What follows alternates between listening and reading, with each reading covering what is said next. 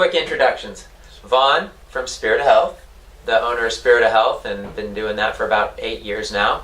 And Mike, who works with us, who's been with us for 3 years. And, we promote health and healing and cleansing and getting back to the Garden of Eden and the original way God designed things to work in the human body. And we're here with at Dr. Morse's clinic. Yeah. We'll let Dr. Morse and Marcie, if you don't mind, just giving us a couple of minutes on where you came from and how you got started with this. Well, where we all came from, but you want to go back to it. Yeah. We had a whole week of that, didn't we? Right. We had a whole week of talking about consciousness and awareness and who we all are and how we all are working in creation. There, I'm Dr. Morse, and this is we'll say it's Dr. Marcie. Hello. We're totally into tissue regeneration. We're into showing this planet how the lymphatic system in your body works. One of the missing keys, and it's a big, huge missing part of the puzzle of why people suffer, is understanding one's lymphatic system. That is the sewer system in the body. The allopathic community didn't add that one into their theories, and so they're just now discovering parts of it. Right. So without understanding how the body gets rid of metabolitic acids in your body, you're lost. You don't understand why there's swelling in the body. You don't understand why lymph nodes swell, why tumors, why people have pimples and boils, why people get neurologically compromised. You can't explain any of these things because you don't understand how the body deals with the acid side of chemistry, which is the corrosive side of chemistry. So detoxification is that art, and with the understanding of the lymphatic system more complete with the kidneys and the skin and understanding how the body eliminates metabolitic waste, then one can understand true detoxification and how you take someone, let's say, with eczema from head to toe and clean it right up. Right. Or someone with tumors in the lungs, how do you get them out? So we live in this planet of treatment-based thinking, and you guys are part of the renaissance of understanding you can't treat symptoms. You have to understand the cause of the symptoms and address the cause of the symptoms. Now, I would be curious just to hear, because you were in the medical field for a while, you were in the emergency room for a few years. So how did you go from that journey into understanding detoxification? Well, and I was acid in this alkaline journey and- first. See, I've been a naturopath. I was in a hospital as a naturopath. Okay. I have been on this journey about 48 years now. So my first office was about in 72 or 3. I started seeing people and working with people. I had health food stores first. Okay. I came out of the woods as a hermit. Kind of went into becoming a hermit and a fruitarian because I realized that fruit was a natural food of man. We're primates. We're 97% the same. So we're frugivores. And we're trying to eat foods that the body can't digest well or foods that have an acid ash. A lot of people don't understand the difference between foods because the medical community has told people it doesn't matter what you eat. Diseases are something that you can't control. And that's a theory that has no validity to it. The whole concept of diseases is ridiculous. We live in a chemical world, and you interact with chemistry by just walking down the street. And so that chemistry, you have to understand how it interfaces with your health of your body. Yeah, for sure. I mean, I like to give people the basic example of just creation. There's a natural created order. You can't just touch fire and not expect to get burned. Like, there's just certain laws of creation, and it's the same way within our bodies with this acid-alkaline balance. And, I just love how you teach that. One thing that really struck me at the seminar we just finished, if you could just explain to people, is just kind of the process of how the body's actually protecting itself from acidosis. Oh, yeah. And it goes through this stage of inflammation, cholesterol plaquing, calcification, all these things we see as like problems or diseases of man. Mucus. But you explain that these things are natural processes of the body trying to protect itself from acidosis, really, because God's a good designer. Absolutely. Yeah, absolutely. And not to understand that would be, a failing of the individual, because just look around and you look at a beautiful flower and it's multiple colors. How did that happen? I mean, it's just the beauty of how chemistry arranges itself, but there's a driver behind the arrangement. There's a consciousness behind that,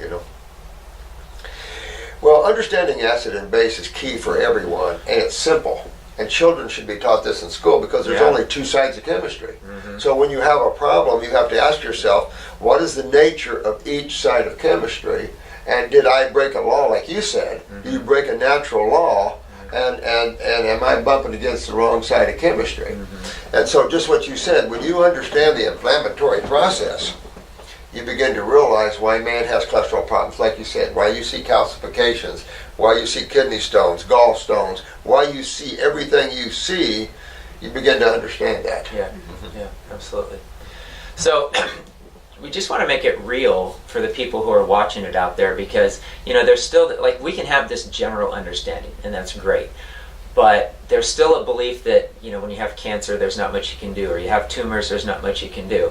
And what I love about your experience is that you've seen the reality that you cannot deny, the testimonials, the tumors coming out, the breast tumors being released.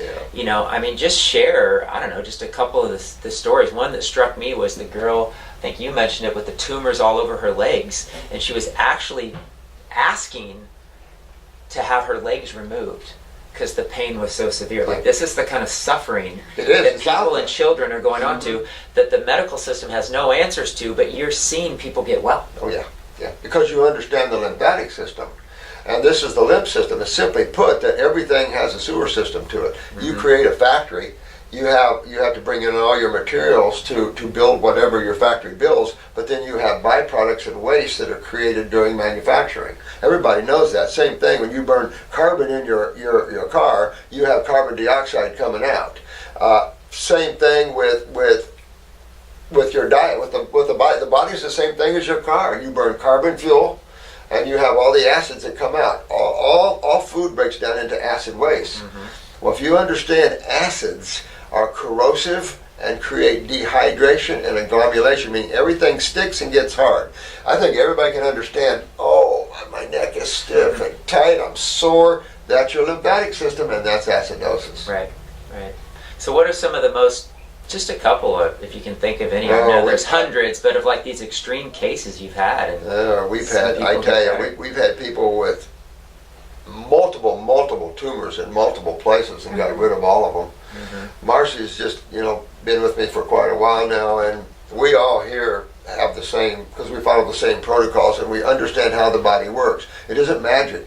We understand chemistry and how to hydrate and get the kidneys to filter and get these tumors out. Well, just the story of a lady this last week, 8 tumors throughout her body, and just by cleaning up the diet and starting to alkalize the body, and I think it's been a couple of months now, working with some herbs to help getting the kidneys filtering. Remember, a tumor forms because there's been an obstruction somewhere. And the body is not cleaning away the waste that is around that weaker tissue. And so the body protectively forms things around that so that the rest of the body is safe. We are survival beings. Our body's going to do what it needs to do to survive.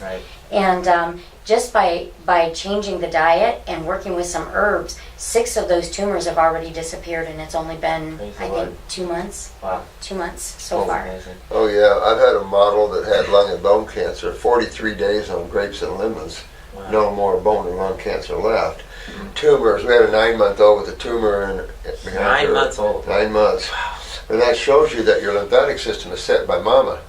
Because you're hooked into her fluids. Remember, the body's just cells and fluids. It's all your body is. So your body's made of approximately 100 trillion cells. There's some but give or take. So let's say 100 trillion cells. So you have to feed 100 trillion cells chemistry, right? Food, nutrition, right? But also you have to clean 100 trillion cells. Just like a baby you bring home from the hospital, you don't just feed them. You gotta clean them. And so how do you do that? And that's those interstitial spaces. Those are the spaces around every cell in your body, including bone. And that's how your body gets blood, and then the lymph moves it away. The fluid in those spaces are 20% blood, 80% lymphatic. So it shows you how vital the lymphatic system is. Well, when you have a modality like the allopathic community that does not understand this, they make everything look like it's a disease and they can treat it. Then that's what kills so many people. The allopathic community kills so many people needlessly. because they don't understand what you guys understand, the great lymphatic system. Right. Mhm. Well, a lot of people listening may not understand what acids do. And this may be the first time that they're even hearing about the lymphatic system or acids and what they do in the body. And Robert referenced babies, feeding them and cleaning them. But what happens if you do not change a baby? What happens to the bottom? The red, the diaper rash, that is acid breaking down the skin. Yeah. And so think about what that's doing inside the body to all the organs and the cells and the tissues and different things like that. This is why there is that inflammatory process. Some people think inflammation is a disease. Yeah. And it's not. It's the body's natural immune response. Right. To what? Right. Totally. Well, could you give us just an idea, because some people have heard this acid alkaline concept, but what's the basics of the diet, or at least where should a person start, and what does an alkaline diet look like so people can heal and get well? Well, think about this. When you look at chemistry, the acid side is the corrosive, I'm going to break you down, tear you apart side. We have to have that because we're in an atom rearrangement universe. In other words, it's already created here. And if someone out there wants to have a baby, it requires atoms to build the structures of cells and everything else in the human body. Where do you get those atoms? In a universe that's already built. So things have birth, life, and death to them. So things like trees break down, people die, everything turns over, and we take those atoms and use them to rebuild other structures here. But the acid side of chemistry is responsible for breaking down things, but it's also responsible, it is also the byproducts of metabolism, respiration, the whole processes, even the Krebs cycles, all the cycles of digestion, all release all these acids. Acids have an agglomeration effect. They dehydrate you. The other side of chemistry, the alkaline side or the base side, hydrates you. So when you're running and exercising, you're creating a lot of acids.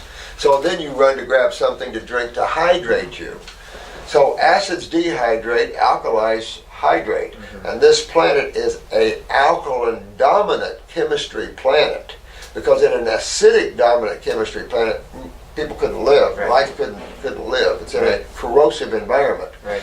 So when you allow your waste in your body from all your cells to build up, it becomes corrosive to the cells. That's why you have all that protection from cholesterol, calcium, histamines, leucins, all these things like that.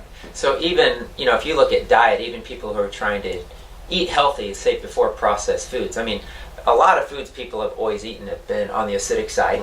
People do dairy and they do grains and they do meat, and then people switch to a healthy diet and they still eat like healthier versions of those foods. And then on top of that, we've created these super acidified foods like soda pop and all these things. And again, you want to talk about we don't think about things that don't kill us instantly. Right. But this process of acidosis is just constantly happening in our body, and it's getting worse to worse generation.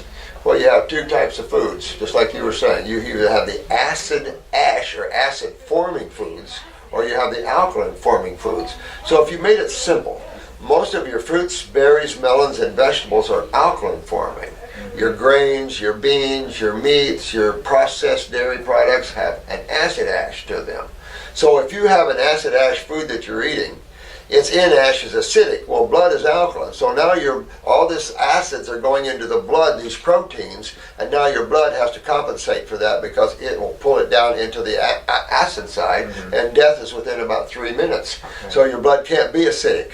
So the body then has to steal the calcium out of the walls of your arteries, and that gives you the varicose veins, spider veins, bruising easy, all the things that people see, aneurysms, herniations, things like that. Right. So diet-wise, if you're talking about an alkaline diet, obviously people who are more sick or chronic probably got to be more extreme. Some people might be able to be more balanced. But if somebody's in a chronic situation, what is the best thing to start on? You've mentioned people doing grape fast to heal of chronic illnesses, and so what would you say the best fruits are, and diet to start with for somebody who's chronic versus somebody who just wants to make good changes? Well, especially those that are coming to me with ALS, Parkinson's, cancer, those kind of things. try and get them to transition to a fully alkaline diet as soon as I can get them talked into that. Most of them are desperate enough. They've done all these treatment-based things, and this Right. is their last resort. Right. 20 doctors and Yeah. thousands of dollars. And, Yeah. Right. Many have lost their savings, their entire savings for this. And so I try and talk them into going on either one of two that I have found has been the highest, and that is either a grape or a lemon fast. Okay. For as long as I can talk them into doing it. If they can give me 10 days, great. If they can't do the 40 days, they can only do the 10, take a break, go back and do another 10. When do you add in like alkalizing greens, like an alfalfa or a superfood blend or something? I work with that a lot if somebody is coming to me and they are very, very malabsorbed, underweight, and we have to do some cleaning and then some building. Right. And we go kind of back and forth with that. And I mix the greens in a little bit if I'm trying to build. Somebody comes to me and they're so weak that they can't even get off the couch because their adrenals are so low and compromised, then we may mix some green drinks in there to help build that up a little bit. Right. But at some point, you still have to get to the cleaning phase. Most people don't think about that. You clean your cars, you clean your house, you clean your pools. We've totally forgotten about cleaning the body. Yeah, absolutely. So this is talking about neurological cases. Let's look at a few. Because we've had, ALS comes here, and we've had cases of ALS where you're in a wheelchair, your limbs are already modeling, you have no voice. And a good example is the lady we had out at this place a few months ago or a year ago. And she was a singer. She couldn't sing anymore. She couldn't talk anymore. She couldn't move anymore. Now, I put her all on fruit. That's it. And she was up and walking and pushing that within about 4 months, I think it was.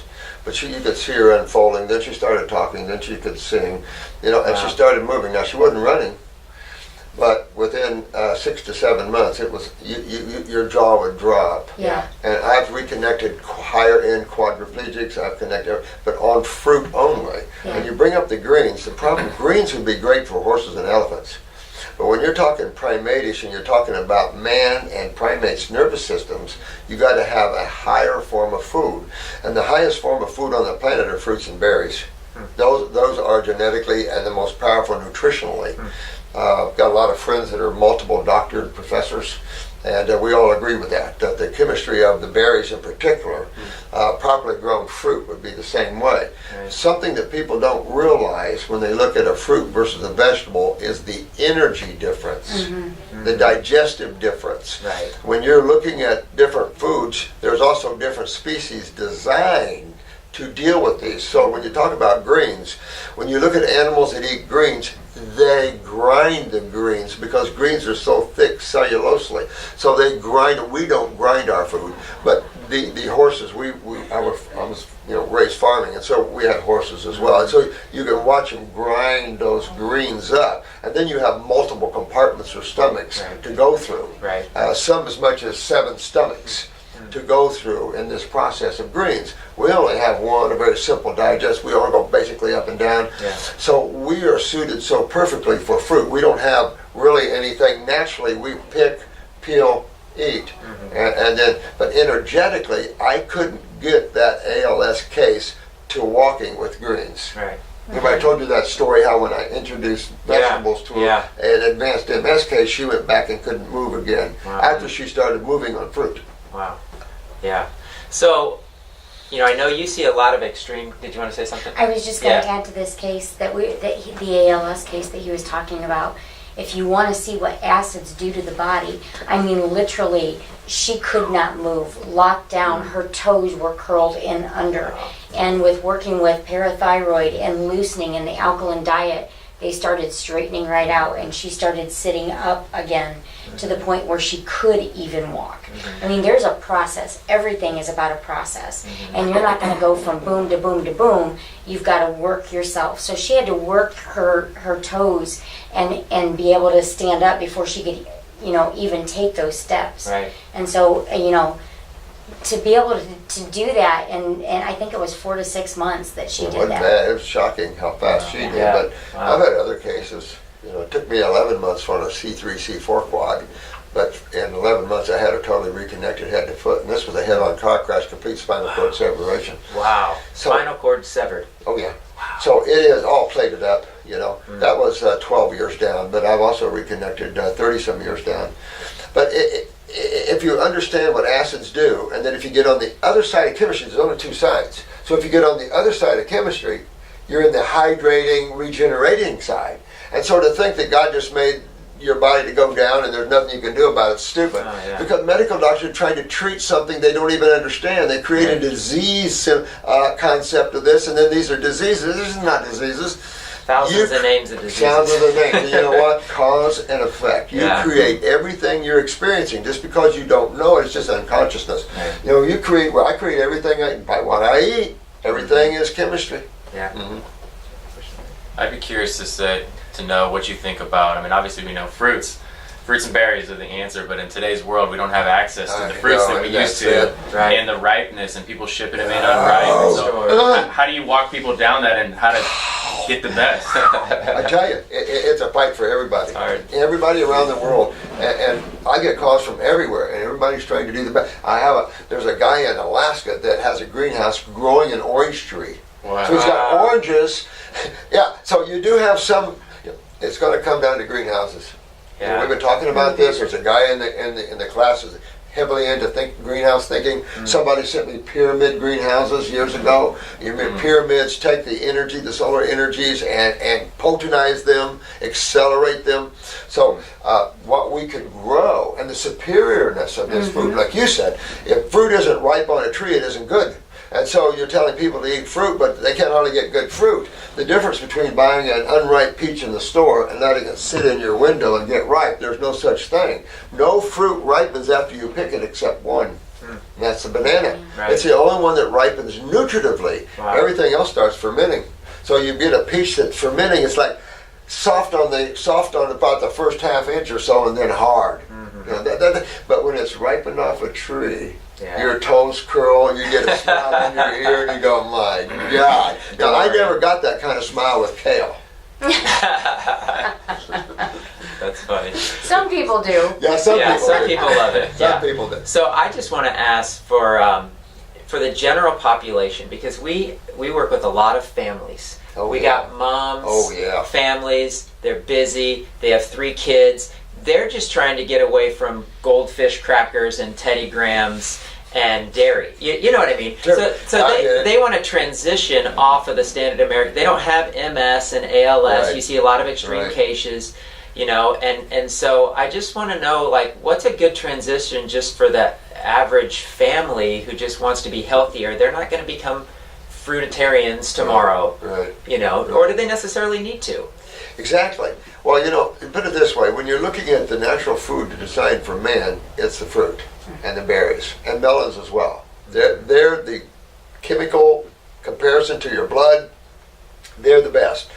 Outside of that, then, if you want to step down to the veggies, then you can step down to a salad a day or something like that. But you always should have fruit in your breakfast.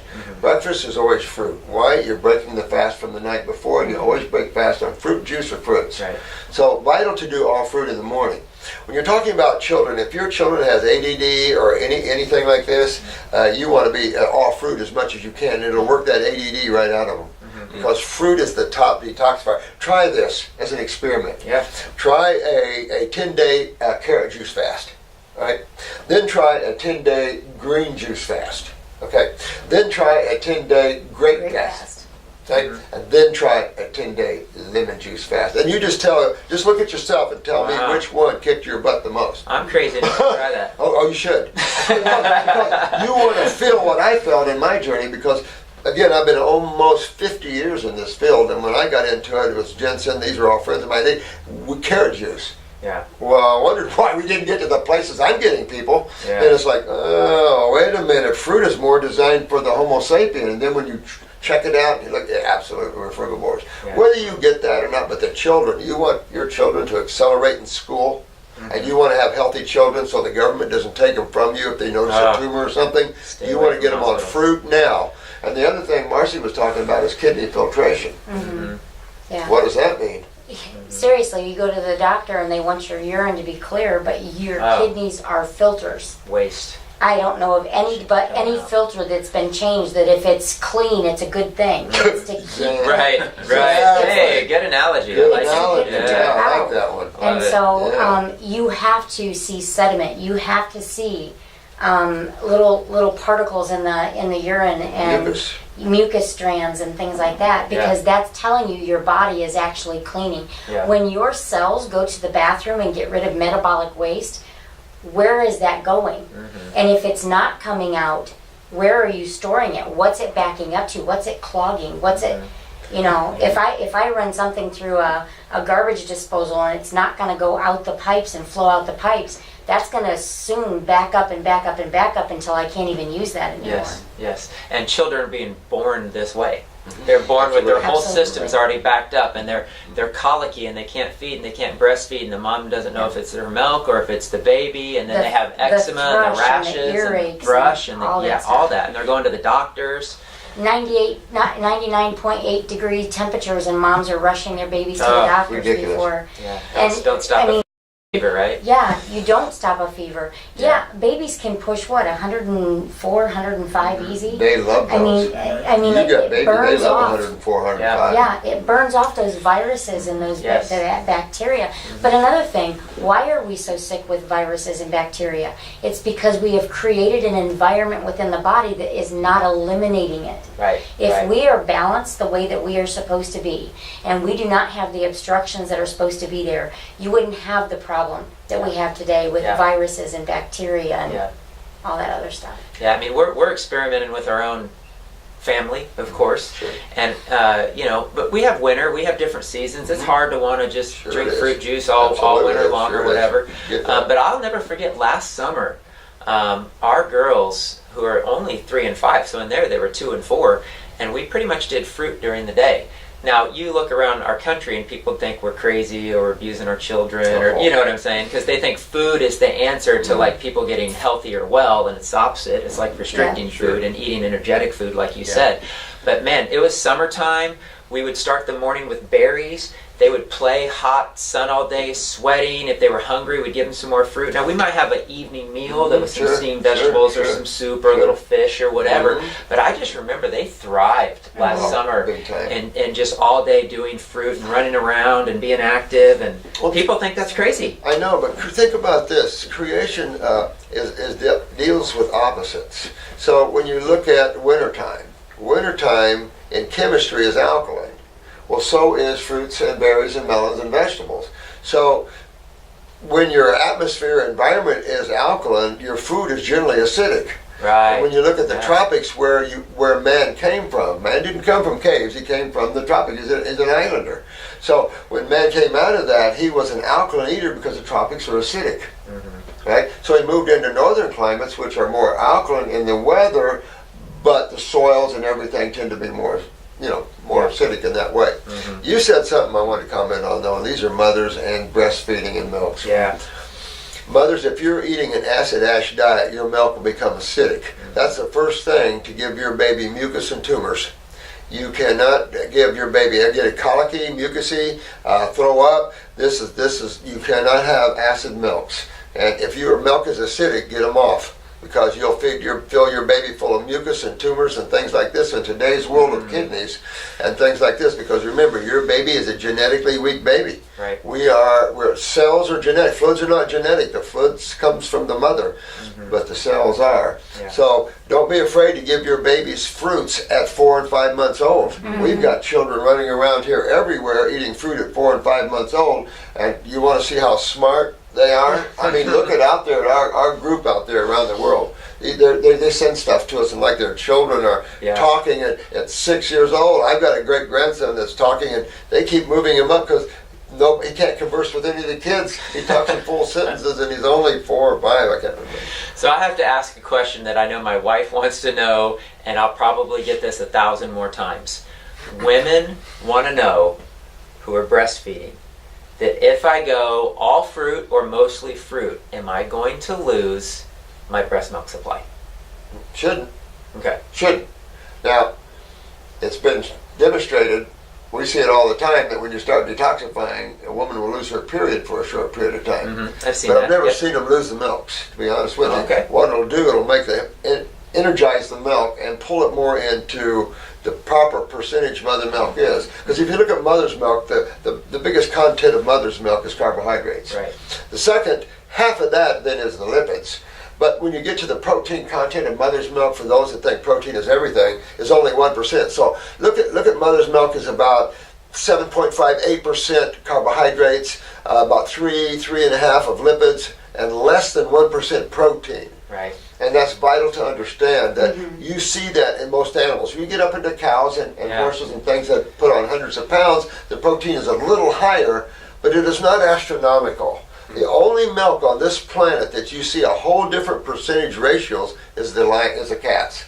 The actual carnivores. only the true carnivores. Right. Absolutely. Right. Everything else is pretty omnivores, frugivores, or the cows and horses eat. So they shouldn't lose their breast milk supply. And then the other huge question that women always ask is, if I detoxify while I'm pregnant or nursing, am I going to release toxins and pass those to my baby? Well, first of all, the last time that I would detoxify is while I'm pregnant. Okay. That doesn't mean you can't change your diet. That doesn't mean you can't eat healthier and alkalize the diet so that you're giving the best to that child and that kind of thing. But to do a true detoxification while a woman is pregnant, I would be cautious on that. If you've got to clean some things up, do a lighter version of that. So to clarify, would you say to do the diet change, but not necessarily fasting or not necessarily all the herbs that actually stir everything up? There are certain, when you go to clean, any woman that's going to watch this is going to understand, when I clean my house and dust, I stir up all kinds of dust motes. You know, you just stir that up. It's like people saying, well, the fruit's too much sugar and it's going to, feed my candida. That's not what's happening. It is loosening things to try and move it out. Right. Okay. And so when a woman is pregnant like this,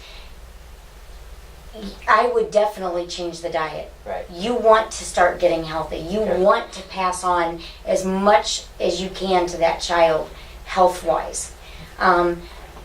Going for a hard detox is not the time to do it though when you're pregnant. Could you be a little bit more liberal maybe when they're nursing? Is there a little bit more flex way there when they're nursing? You know, what you think about this, you have two systems in your body that deal with the structure function of a cell, blood and lymph. Right? Those are the only two fluid-based systems outside of water, which is the universal solvent that comes in for anemic or acidic changes.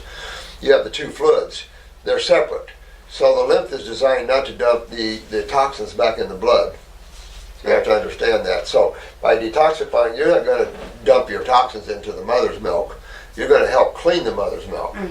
What we're more referring to is that we are living where the human cell has degraded so bad because of these acid-ash diets that the human being was considered to become extinct on the planet in about 2025 to 2030. But with the people in their awareness of the raw and regeneration, now these babies are getting regenerated, but these genetic weaknesses are at all-time levels of low. When you have cancer cells, and all a cancer cell is a highly mutated, damaged cell. When you see that in an infant, that means that cell came through that doorway already in its consciousness highly compromised. The concern I personally have is the abortive factor, because in nature the weak are terminated. The strong survive. So if you're a mother bird and you have a nest of babies and one of those babies are sickly, out it goes. And there's no remorse because nature can't procreate its weaknesses. Man has this emotional ridiculousness that thinks that you have to. In doing that, you create a very inferior race. And now we're struggling with our babies with all types of mutations. Look at the girl born without a face almost, and the 30-some surgeries this little girl went through. This is a soul that could have had a different body and had a better life. So we have a lot of moral and ethical issues to understand differently because we've been held down by religious thought. And as we grow spiritually, we understand life a little more evolved and a little more open to how that all works and who is the living presence in that physical body, you know. But the concern is these babies being inferiorly weak or mutated in the body, the abortive, in other words, the body getting rid of that fetus in a detoxification stance. Right. Because when you're in there, the body, in detoxification, the body gets rid of its weaknesses. And the encouragement, I think, is to people is that, we are fearfully and wonderfully made. God is a good designer. We are being born more and more genetically weak, but God designed this body as a self-healing, self-perpetuating healing mechanism, and we can reverse this, we can change this, and anybody out there has any issues, or your child's having issues, or you're diagnosed with some XYZ disease, which is all just made up by man, it's an imbalance that you can heal because of how amazing our God is and our Creator is. Yeah. Once you learn the laws, there's nothing you can't cure. Yeah. Well, I think that's a major message. Most people out here that may be hearing this for the first time has never heard that you can regenerate the body. Right. They get They're like told me. the opposite at the medical, at the hospital. Exactly. There's no cure. You'll have this for the rest of your life. And every day we get rid of 50 to 70 billion cells, and those turn over. You can turn them over healthier and healthier if you are supplying the body with the tools and the nutrition that's needed, Absolutely. rather than changing that and going down the other way, Yeah. which is what we've been doing for so many years. Amen. Well, there's a reason why chemistry and physics are our two main health sciences. And that's what we go by, chemistry and physics. And so when you have the medical community comes down on us and say, we practice pseudoscience, I would like to sit and offer them a little experiment. Who talks about pseudoscience? Most of us are biochemists or chemists or in some range, physicists or in some way scientists, because we want to know how things are made. It is vital that you know the chemistry of the food you're eating, the chemistry of your body, your pHs in all your chambers, and why things happen at different levels. And if you don't understand that, then, and that's the problem with medical, they do not understand that, or the chemistry of the foods and the interaction thereof. Right. So when you sit and say, it doesn't matter what you eat, that's not any relationship to diseases, they're correct. They created this illusionary concept of diseases, and in their world, diet has nothing to do with it. Right. But in the real world, diet is what's killing man. Your lifestyle is everything, on top of your genetic weaknesses or strengths. Yeah. Well, the body takes the nutrition or what you eat, breaks it down, and utilizes it. So basically, if you think about that, everything you put in your mouth is building materials for tomorrow's cell. Or are you a Twinkie? Right. They were Twizzler? good in the day. A good Twinkie? What are you talking about? Oh, man. No, but seriously, are you using good materials to build your house, your temple? Right. Or are you using compromised, wood to do that? A good example would Dry be meat. rot. Good example would be meat. Meat is a second-hand protein. In other words, it came out of amino acid blends. When you look at all the animals with the muscles, which is your frugivores and your herbivores, those guys are the biggest muscles of all the animals. I mean, if you look at bears, they're muscular, but you got these, these muscles were born out of amino acids. So, Discovery Channel was going to do this show or this series on the great carnivore, and so the first animal up on this series was the grizzly bear. The fallacy of that, and I love Discovery Channel, but the fallacy of it, the grizzly bear is not a carnivore. The grizzly bear is an omnivore. And by the time that show was over, the grizzly bear's diet was 65% sage-grass, 13% fruits, berries, and nuts and things, and only 7% meat. And the older bears didn't even get the proteins because too acidic. They took the fat to store for energy when you know that the body breaks down fat for sugar. So the bears took the skin off where the little bears were eating the meat. See, so when you really look at life, you start to understand that proteins has been an illusionary concept out there. It's a propaganda. Right. And all these bodybuilders, which we work with, Mr. Lemon, we work with bodybuilders, and look what they come of us with. Arthritis, pain, they lose their kidneys, their joints, because they're eating acid ash foods to build up. Right. Can't do that. Animals with big muscles do not eat proteins to build up. Yeah. Look at a horse. You ever seen a wild horse, how big a wild horse is? You don't mess with those babies. Muscles. Muscles like crazy. How did they get them? Prairie grass. Yeah. What the heck? How did they hide? Yeah. Where did they get their protein? How does that happen? Exactly. Transmutations. Yeah, no complete protein for this animal. Right. Yeah, exactly. Well, the animals that the human race tend to gravitate towards, which are the cows and that kind of thing, beef, where are they getting their? Right. They're eating the grass, right. which is you know. So then we eat Right. their meat, then we have to break this all the way back down Yes. to amino acids before our body can use it again. So now Makes you sense. invoke hydrochloric acid, Yeah. and you either have that or you have a little of that. Then you have to bring 2 pH stomach chai all the way up to about 7.5 we were talking about in the class, and hope you have good bicarbonate in the bile duct to get that up there, because you can't initiate trypsin or chymotrypsin in any of the lower pHs. So everything is chemically driven. Yeah. And man just doesn't realize the nature of the chemistry of the foods and what foods we're designed to eat. Every species is designed differently. Every And then vertebrate. we have to take responsibility, and we have to play a role, and that's a big Ownership. part of it. And Once right there it is. what'd you say? Ownership. Ownership. Yeah. Yeah, because as soon as you get diagnosed with the disease and there's nothing you can do about it, it takes the personal responsibility away, it takes the ownership away. It's like It you're takes a your victim. empowerment away. Yep. Well, see, Yeah. you guys bring up a good point. The medical profession loves to take your power away, and we love to give your power back. That's why we have our classes. That's why we educate. That's why we have the YouTubes. Yeah. Learn, learn, learn. Don't say, "Hell, do it for me." No, you learn what's up, what's your body made, how it's made, what type of chemistry does it need, and things like that. Yeah. And then you'll be able to sell your car into well-built, baby. Yeah. And we talked, I just want to go back to this for a second. We talked about the mothers and the children and the change in the eating and all of that. And this is also about educating our kids on how to be Yes. healthy and pass it on. Make it fun. Exactly. I have a whole Pinterest page that I termed "You're So Fruity," and it's fun ways of making fruit into like dolphins and things like that to do for the little kids. And Robert has said this before. You said a bowl of fruit on a table, and you said a bowl of salad on a table. Which one are the children going to go after? Yeah. Yeah.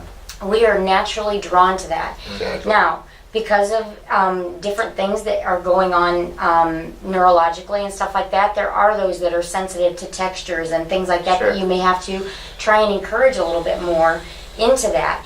But introducing your kids, even if you changed nothing else but got rid of the meat, the dairy, and added a ton of fruit in, if you just made some of those changes, but we are over stimulating our children with sugar. Everything Yes. is sugar, sugar, sugar. Yes. So if a child tastes something that's not completely sweet or totally carbs, which I believe that there's a reason why our kids want all the chips and all this other stuff because of things that are actually growing within the body. But if you start switching the diet, and remember, I had one mother say, well, he refuses to eat this and he refuses to eat that and he refuses to eat the other thing, so I give him this. Well, what happens if you wouldn't give him that? Right. They'd have to eventually eat. Exactly, exactly. And You know where you you and talked I- about fasting a little bit. I totally believe in fasting, and I believe it is very healthy, and I do not think it would hurt a mother or a pregnant woman at all to a 24-hour fast, Yeah. Right. you know, a week or every other week or Yeah. something like that, Yeah. just to rest the body. Totally. Totally. You know where we come from, mothers use sugar water for babies. Sugar water. I mean, it's amazing the unawareness that this planet holds. And we have to hold our those medical professions and things like that accountable for that. Dietitians, the American Dietetics Association, what an ignorant group of people. And it's the problem. They've been dictating school lunches, hospital lunches, and it's absurd. It has foul of chemistry, and foul of how the body's made, and it's just ridiculous. People go to hospitals to get well, not to get sicker. Yeah. And this is why Consumer Reports on the front page about 2 years ago had "Protect yourself from your hospital stay." 500,000 people to 1 million people die every year in the hospital. Yeah. You got to be careful. You got to learn chemistry and learn how everything works, and it's not difficult. Yeah. We're not asking you to learn, two sides, two Yeah. sides, 1, 2. Babies can learn that. Yeah. Babies can learn that. Again, you just brought up the point of school lunches and stuff. Over in China, it is part of their educational system for them to grow their own food. Wow. They are teaching the kids to We- grow and to I mean, cultivate Yeah. their We need own to do food. those things. Yeah, absolutely. Homeschool mothers. I homeschooled for a couple of years. Buy these, they're called living towers, they're hydroponics, and allow the Yep. kids to see the growth process of the Yes. fruits and picking their own strawberries and eating them right from Yes. that plant Totally. is amazing, not only for the body but the learning experience alone For sure. in that.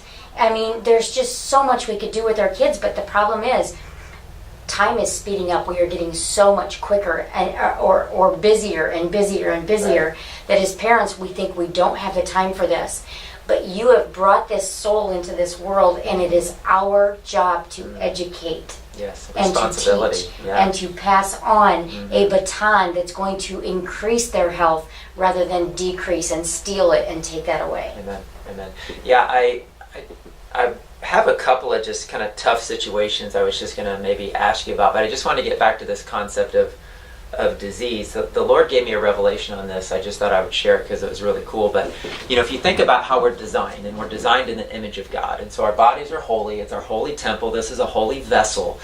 And I love the fact that we're created in such a way that we do things to the body that are abnormal to God's creation and design, or unholy things go in the body.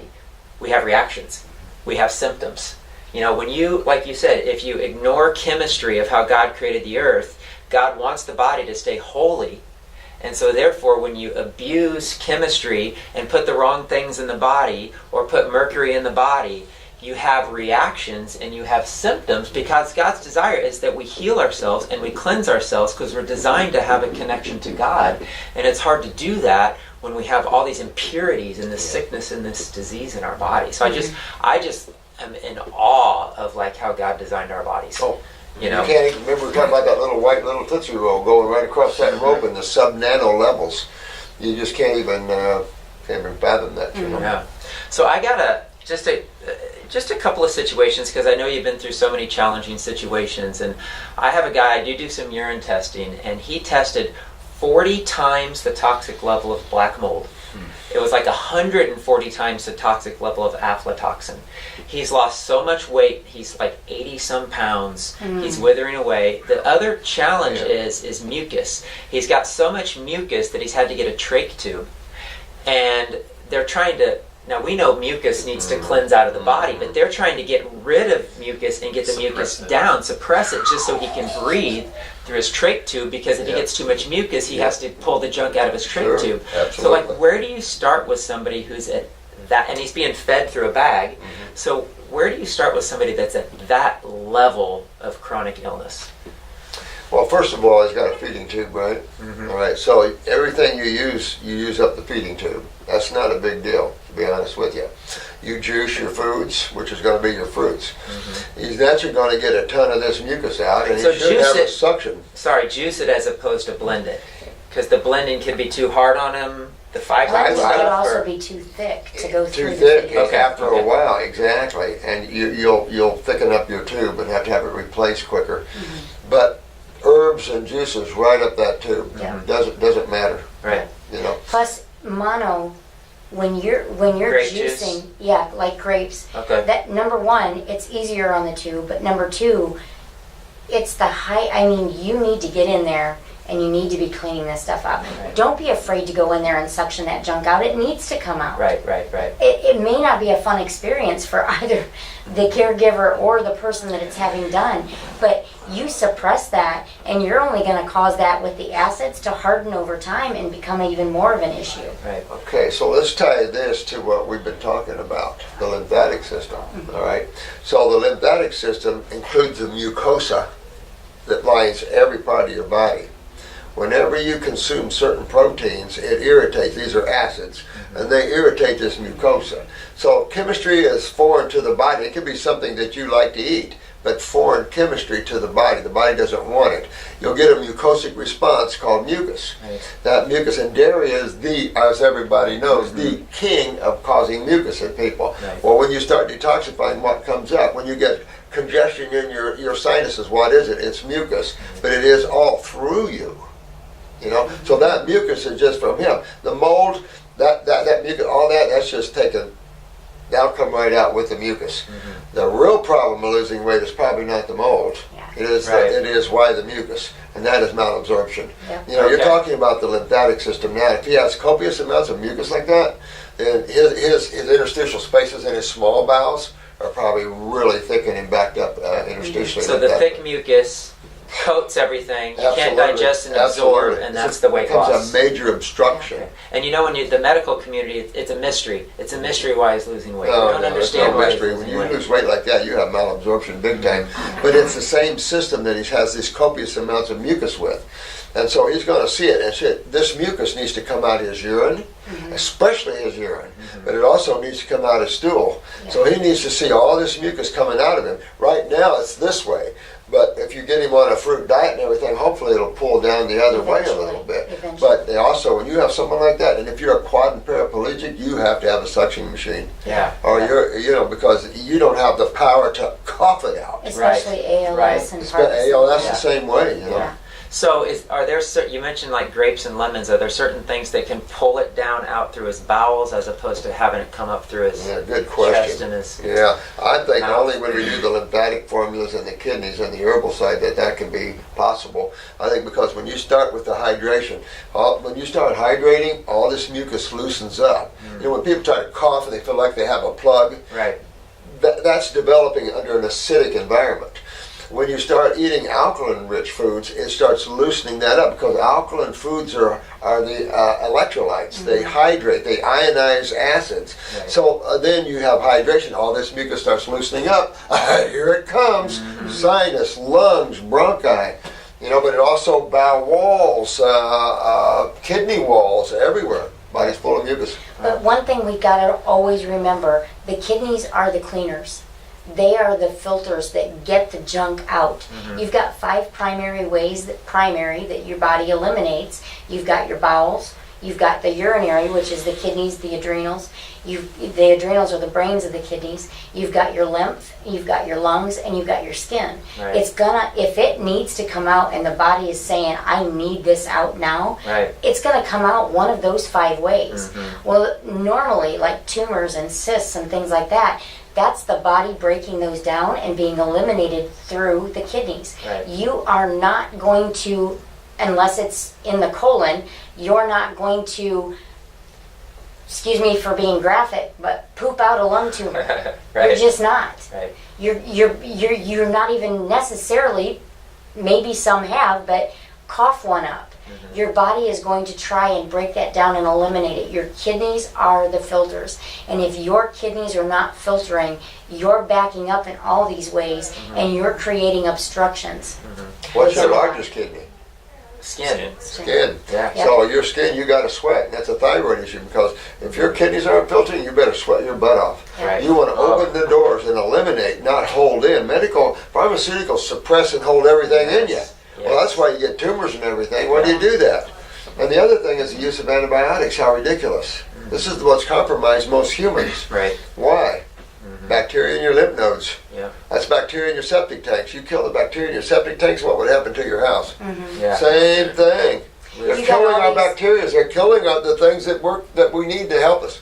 You got all these mamas with babies having ear infection or Yep. cough or thrush or the fever at 99, and what do? You go to the doctor and the first thing they do is put them Stop on it. antibiotics. Yeah. Stop it. Why Yeah. is the symptom happening? Yeah. We're just going to stop it. No, fix why it's happening, and you'll fix the child or you or whoever. Exactly. So, like going back to this chronic issue, you could start with the grape juice, and would it be enough? You were mentioning the kidneys. Would it be enough just to start with kidneys and adrenals and the grape juice, and not throw them into too much of a intense Well, I would detox? do kidneys, adrenals, endocrine glands, parasite M. You want to go after that mold. Yeah, And yeah. I would do heavy bouts of parasite M. Okay. So I'd follow in that way. What's all his problem? He's got the trach tube and the weight loss and the lots of mucus. That's all? He had pneumonia. He had to go back into the Oh, yeah, hospital we for just told- pneumonia. He had Right. cancer in his throat, right? Yeah, he originally had cancer in Oh, the I throat, see. and they radiated Alright, it. so And they that's said, where his problem is. you know, the Right. quote unquote, the cancer's Yeah, gone. yeah. You know, Yeah. but- So here's this guy is in deep trouble. So you have the chemotherapy or radiation blowback, right? So now he has to get his butt moving. So all this mucus coming out, that was the problem in the first place. You know, all the lymph and that's what breaks down the cells. Right. So now he's got to get going or that'll explode in his throat. You don't just radiate and disappear and you're okay. No, Right. you took the wrong road. So now you just burnt also, and I'm sure he has lost his saliva glands and everything else from that. You got to be real careful, because now what's coming is tumors in the neck and everything, because he didn't fix the system that's in trouble. He just killed the cells. Right. Well, the cells isn't the problem. The lymph. It's the lymph the problem. Yeah. It's a fluid that's a problem that blows back on the cell. If you kill the cells, you still haven't fixed the fluid, and there's more cells going, and then I the was gonna cells you say- damage with radiation. Exactly. You kill off these cells, but you damage all these around it. Right. So Crazy. that's why down the Insane. road, these are weak and compromised now. Yeah. They're eventually going to become destroyed and damaged the same way. So it's not a matter of, I've gotten rid of this, and now I'm free of this. Right. It is just a matter of time. Waiting for the blowback. 3 months Right. down the line, Right. 3 years down the line, I'm sorry, but your cancer's back. And it's actually creating more work for the lymph Right. that was already down in the first place. Exactly. Right. You See- didn't clean the sewage plant and get things working properly. You just added all this other Right. junk. Exactly. Right. And see, all those cells that they damage with the radiation, the only way they can be gotten rid of so the body can replace them is through the lymph system. The macrophages are in the lymph nodes that break down these cells. So the lymphocytes have to take these cells to the lymph nodes. Well, when your highway of the lymph is backed up, you can't take cells to the lymph nodes. That highway is backed up. Lymph nodes are swollen all the way backed up to what Marcie said, the kidneys or the skin. Yeah. So you got to open those doors. If you don't open those doors, you can't get the lymph nodes to drain. You can't go past the lymph nodes into the cells and get to the cells. Right. And so you have destruction, and then becomes a feeding frenzy. Yeah. So on that note, just because again we work with a lot of women, and I think one of the biggest, if not the biggest fear with women out there is breast health and breast Oh. cancer and the breast lumps. And it's so bad that women get a little lump and they run and they get it biopsied, or even they're getting the mastectomies just when they have no Or the issues. genetic gene. Yeah, that they have the That makes it genetic really blow gene, up. quote unquote, because it's in their Stupid. family and they're getting their breast removed or they're getting it biopsied. Can you just talk about the dangers and really just the ignorance, as not a bad word, but it's just the reality of the ignorance of our medical community in biopsying those things and the dangers in that? Well, first of all, I'll just address breast cancer here for a little bit. You find a lump and you go in and they want to do a biopsy. First of all, that lump was there because of an obstruction. It wasn't being eliminated and drained through a lymph node and cleaned the way that it was supposed to. So you're going to go into this, you're going to take tissue that is already obstructed and already inflamed, and you're going to, what that biopsy does is it rips out tissue, it tears it, and it creates more inflammation, more scarring, more obstructions, and then they're putting these markers, so to speak, in. These these metal markers in there so that they can find where they were before. And the body is having a response to that in as well. Foreign material. Exactly. Instead, get that area. First of all, if you find any type of lump, you need to be doing fruits, melons, and berries. You need to be getting the kidneys filtering. You need to be getting the lymphatic moving to get that obstruction gone so that it doesn't. These women who allow these lumps to just continue to grow and grow and grow before they even address it, most people get scared. You go to the doctor and they say something, even the word cancer, not even diagnosed, but the word cancer, and it puts the fear of death into them right away. And can you just tell them that they have time? Absolutely. Tell people, we have time. We have time, right? Women have Exactly. time. If you got a couple of weeks, we can save you. If you got a couple of days, maybe not. But when these things first start, there's time. It doesn't Yeah. have to Always be time. this immediate fear response. No. Well, Robert and I were reading, he shared with me an article.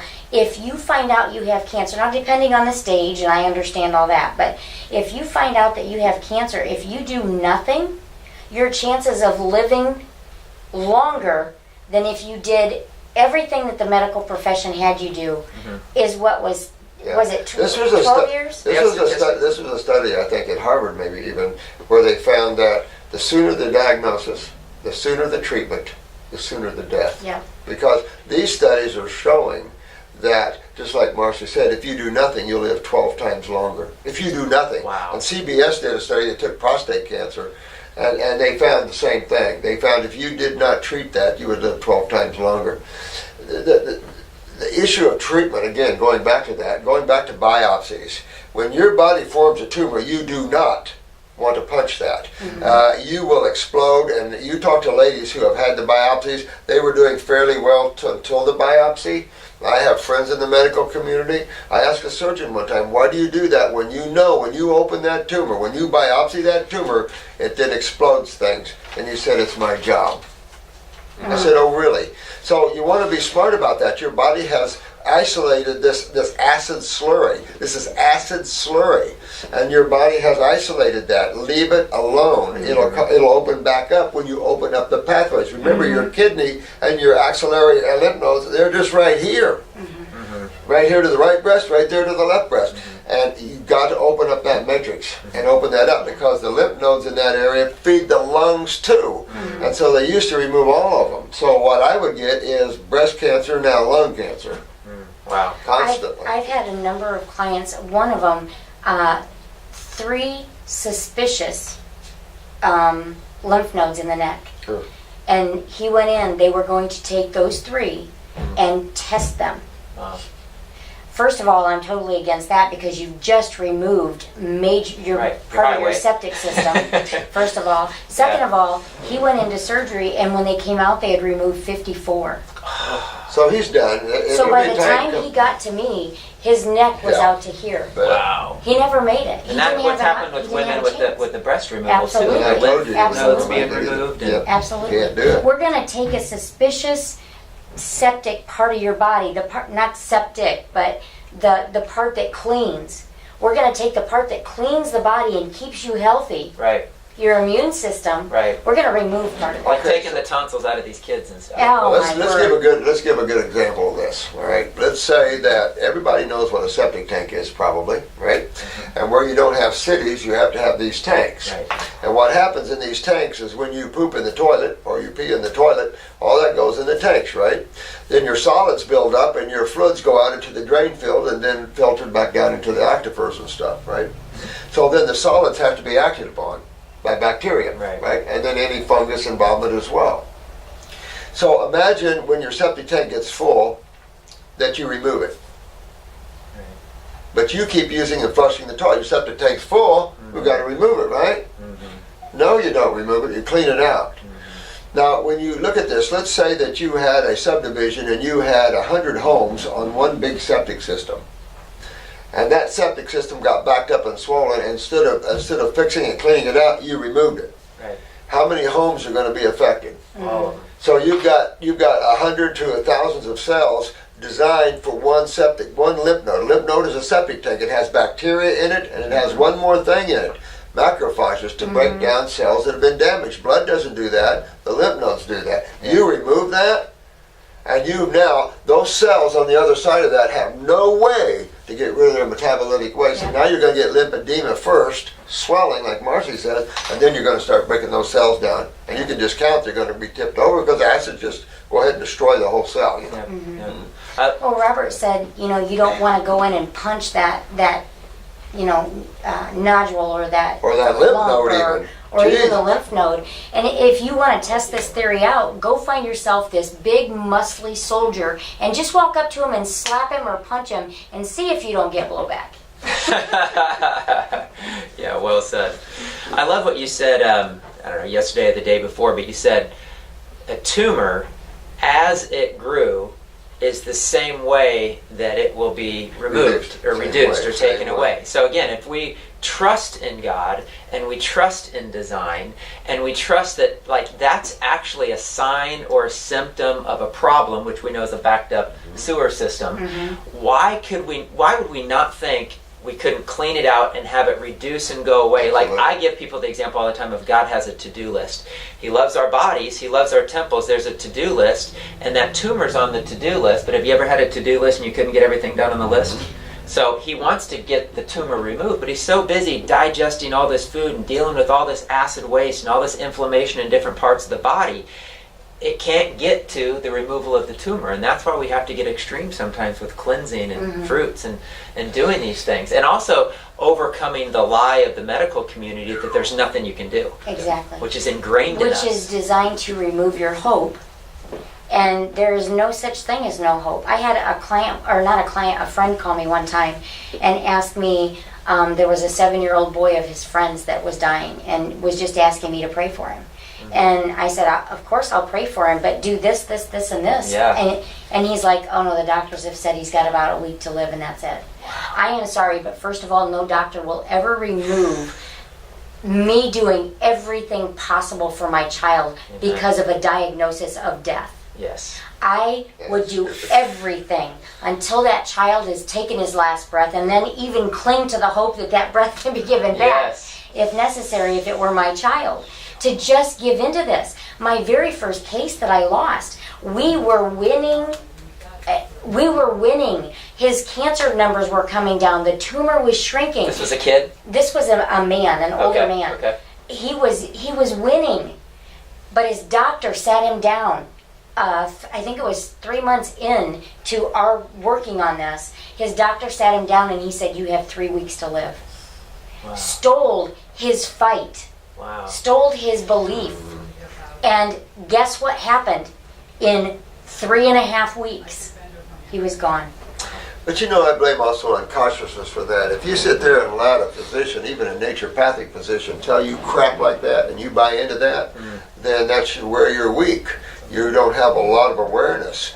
And so you want to take time and spend some time alone with yourself and start loving yourself and understand that you're driving your own car. You need to understand as much as you can. And when you start opening up to higher levels of consciousness, get rid of all this thinking and accepting these negative things, the answers will make themselves known to you. You guys are working real hard to inform and to bring this awareness out to this public.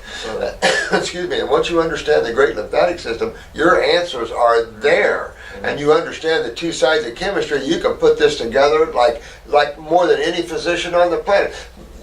Our guys on the YouTube are curing more people than medical doctors ever dreamed of. Medical doctors can't even cure high blood pressure. Our children can do that with their eyes closed on YouTube. It's true. That's how bad it is. And true. so you have to be careful when you run up against something like that where they're telling you your journey. Yeah. Right. Yeah.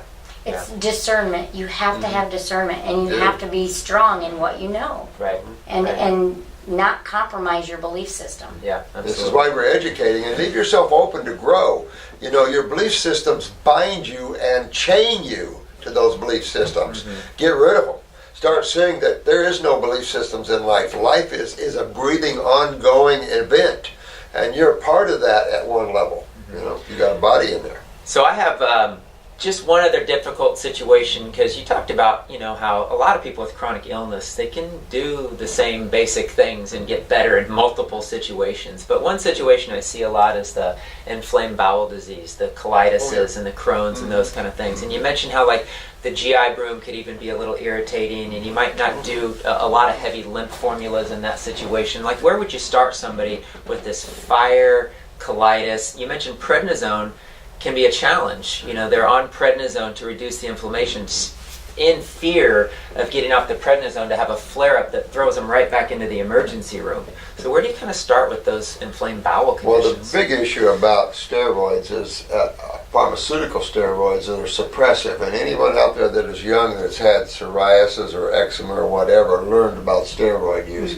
That steroids makes things look like they disappear only to have the blowback. So they're suppressive in nature.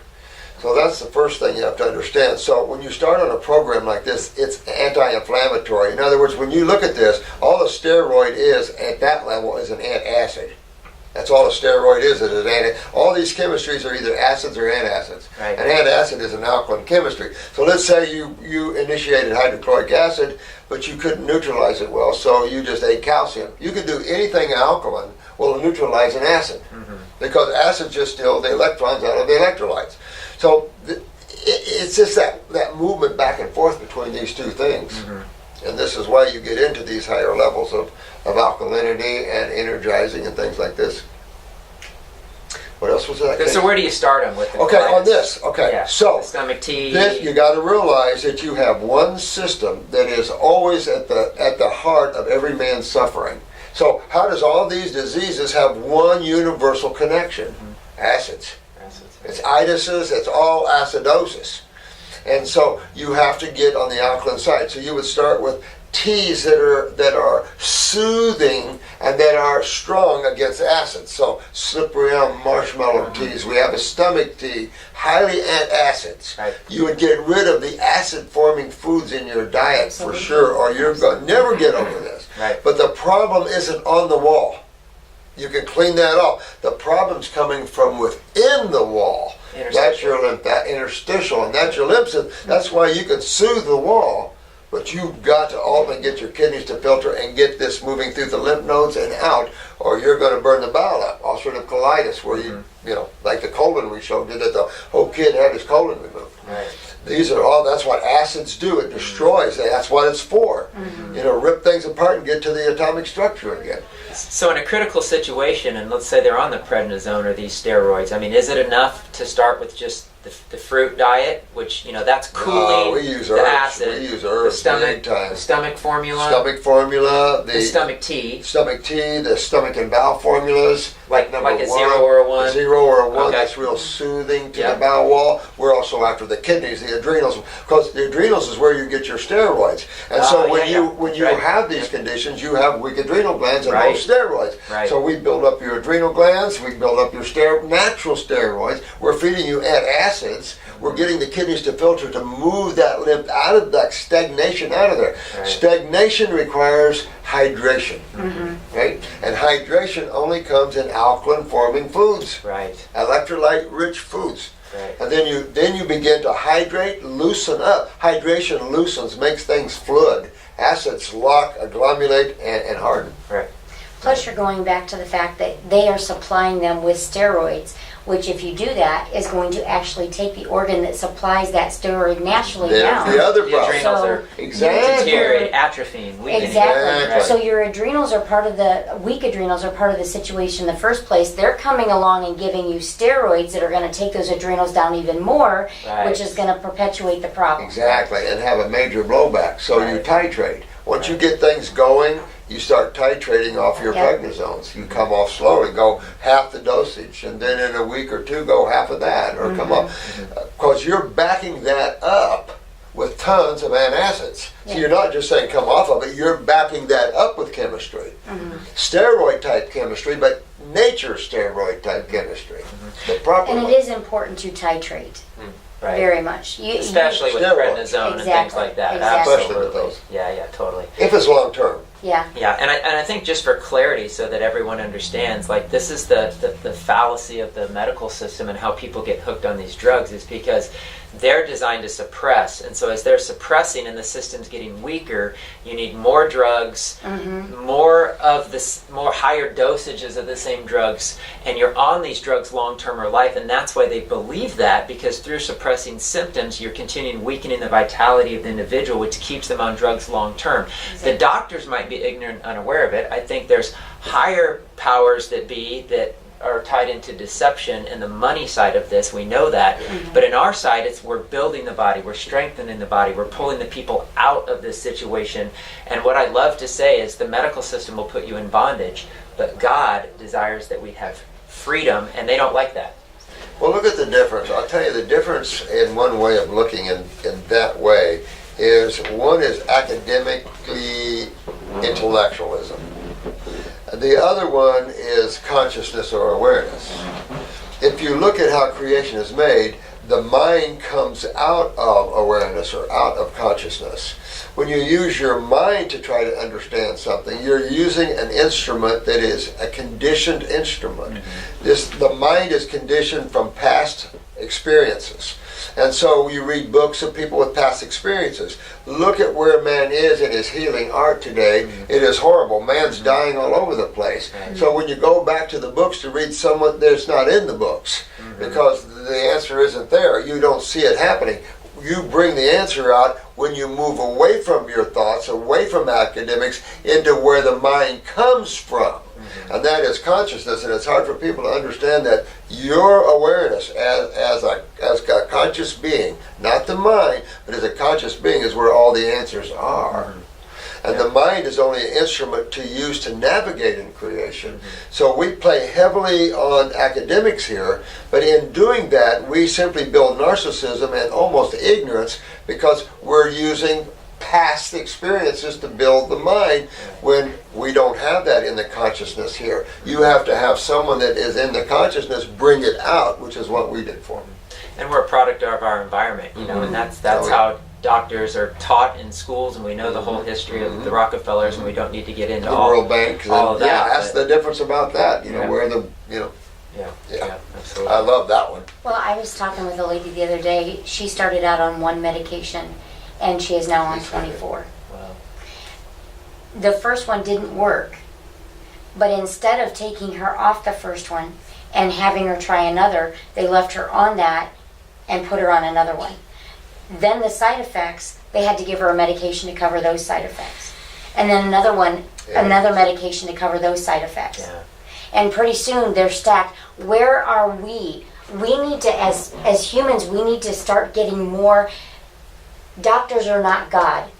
When you go to a doctor and they say do this, most of us just follow like sheep. Blindly, yeah. Blindly. Where is our common sense of saying, wait a minute, why did you put me on 4 different blood pressure medications when Right. these 3 didn't work? Now Right. I'm on 4. Yeah.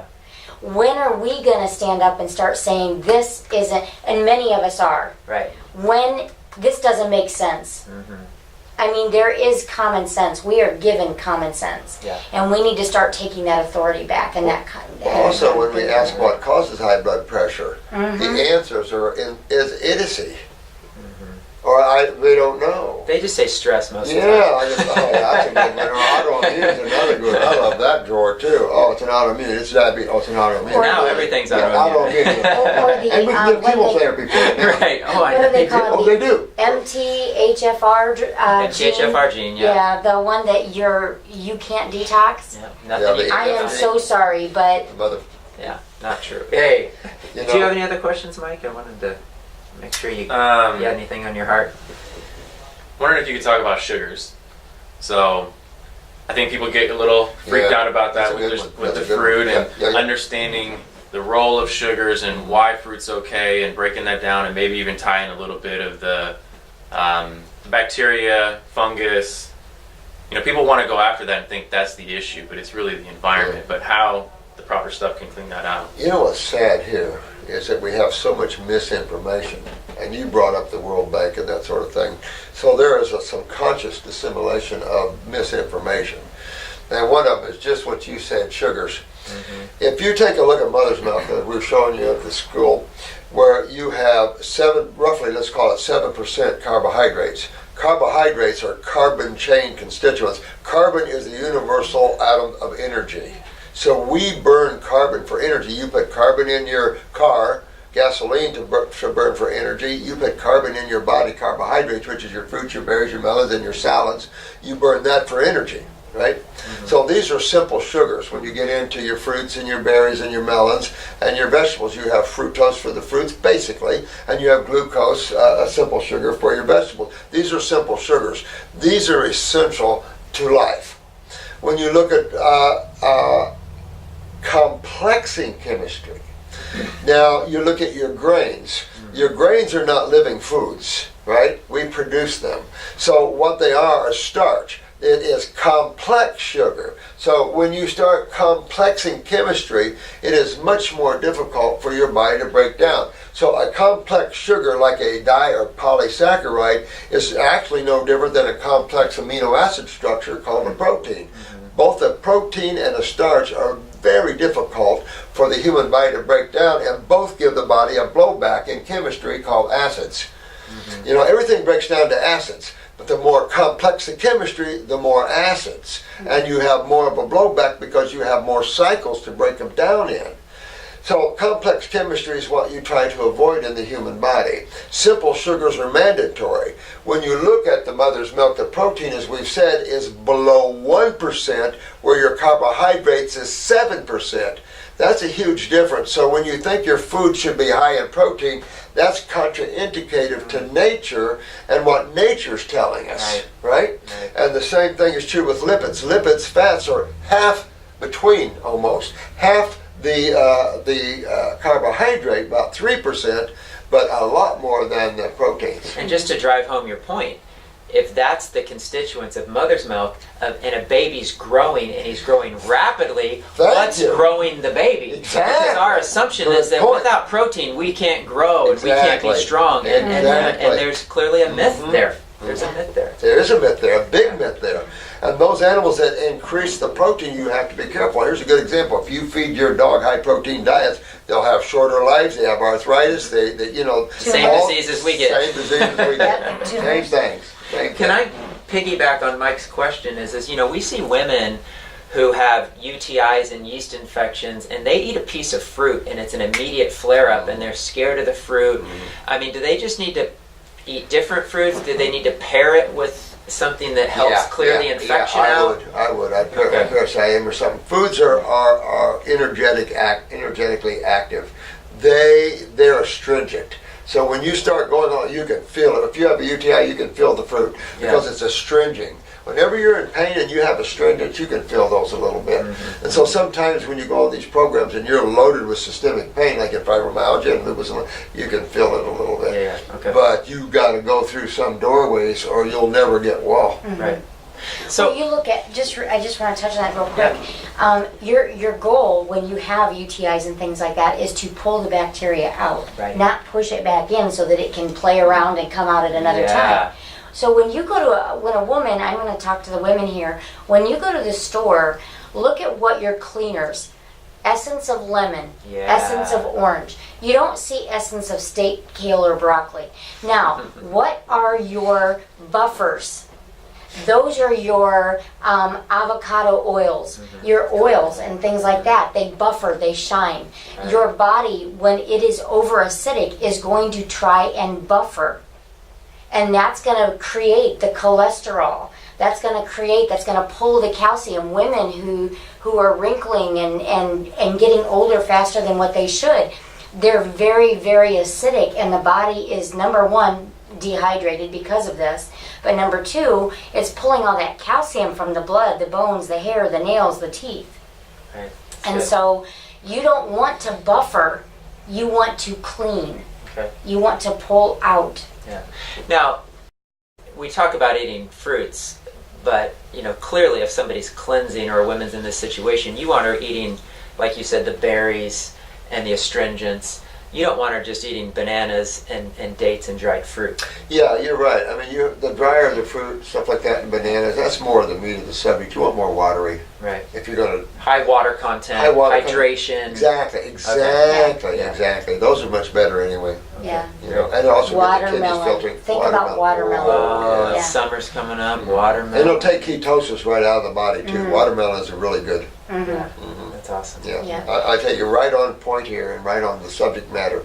And I don't care how bad you are, the message is you can rebuild your physical body and get yourself back. If you're not walking or talking, don't lose faith. Just because one modality has nothing to do with regeneration, has nothing to do about health, the medical community is exclusively about diseases and pharmaceuticals. That's their field. You've got good surgeons out there, which is vital. The medical community should be reduced to surgery and emergency rooms. When you get into the healthcare, that's naturopathic. But naturopathic now has become more medical and has lost its ability to heal. And this is why we're teaching all of you guys to get out there and heal everybody up. Because I don't care how advanced you are, you can make it and get well again. Amen. Yeah, Amen. absolutely. I think that drove it home. I think that could be a good ending. God bless you. Thanks for watching. Thank you, Dr. Morse, Marcie, Mike. Thank you, guys. Yeah, thanks for everything you guys are doing. We love you. Fun stuff, isn't it? All right. It is fun. It is exciting. All right, we'll go on and get a bunch cured up. Amen.